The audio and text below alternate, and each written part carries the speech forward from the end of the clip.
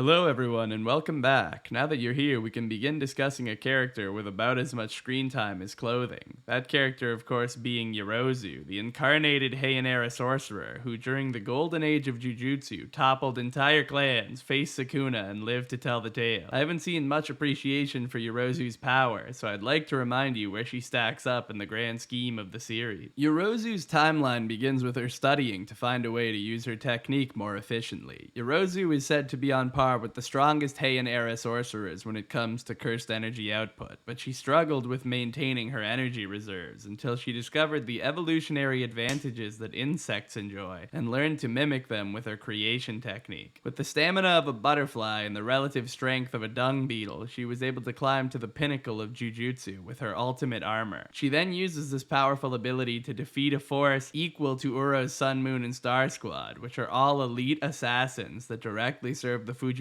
clan. This is impressive because Uro alone can cause a deadlock in the culling games with special grade level sorcerers like Ryu Ishigori, Druve, and the special grade Cockroach Curse Spirit, and was able to keep up with their battle for a time even after Yuta Akatsu joined in. Yuta even needed to use Uro's technique to win that battle, so it can be argued just from these feats and statements that Yorozu is on Yuta's level. Yuta's main rival within the Sendai colony battle was effortlessly blitzed and killed by Sukuna a single page before his battle with Yorozu began, where Yorozu was able to overwhelm Sukuna's physical stats through the use of her armor, and ultimately he was able to overcome her with creative and masterful application of the 10 Shadows technique, which pushed her to use her trump card, a perfect sphere with no contact area, essentially meaning that any force enacted on the sphere is expressed as infinitely multiplied pressure. Typically, abilities that defy the laws of physics in Jujutsu Kaisen are restricted to the confines of domain barriers as they warp the laws of space and time. Interestingly enough, Yorozu is able to summon the sphere before she actually casts her domain, indicating that she's able to conjure infinite force on a regular basis under most if not all circumstances. At this point, due to his decision to only use the 10 Shadows, Sukuna is faced with imminent death and summons Maharaga, who had already adapted to the material Yorozu uses with her technique, and because of Sukuna wearing his wheel, is able to swat the ball away and save its master. It's interesting to note that only with a tamed Maharaga could a 10 Shadows user defeat Yorozu, because Gojo tells Megumi about a 10 Shadows user from the Edo period who is capable of killing the Edo period's limitless Six Eyes user without having a tamed Maharaga. Of course, it is safe to assume that this 10 Shadows user is weaker than the King of Curses. Genjaku confirms that he's never known anyone to be stronger than Sukuna, despite surely knowing of the Great Zenin clan and even multiple limitless Six Eyes users. Following this line of reasoning will lead you to the conclusion that Yorozu forced a superior 10 Shadows user to summon a tamed Maharaga who is pre-adapted, whereas an Edo period sorcerer with Gojo's abilities lost to an inferior 10 Shadows user who either summoned an untamed Maharaga or one via domain expansion. And this would all but confirm that Yorozu is equal to those special grade Edo sorcerers at the bare minimum. This isn't as far-fetched as one may initially assume. Before she claimed her nobility, Yorozu's rampages were directly compared to Sukuna, and she was considered a veteran sorcerer in an era where several sorcerers on the level of Yuta and Hakari lived, in a golden age of Jujutsu. She also survived an encounter with true form Sukuna and an enraged Uraume while practically naked, and her genius level intellect allowed her to reverse engineer the inner workings of various complex insect exoskeletons, all while operating on science from 1,000 years ago. One could only imagine what kind of carnage she could unleash if she was incarnated in the body of a nuclear physicist. In conclusion, Yorozu is a hidden gem character who, much like Yuki Tsukumo, only got one real fight, despite them being top-tier powerhouses in the verse. And between her infinite damage technique and her Sukuna-level speed scaling, it's easy to see how she could dominate most of the cast. Thanks for watching. I really appreciate the attention and support that you've been giving the channel. If you have any suggestions for underrated characters you'd like to see me talk about, let me know in the comments. But either way,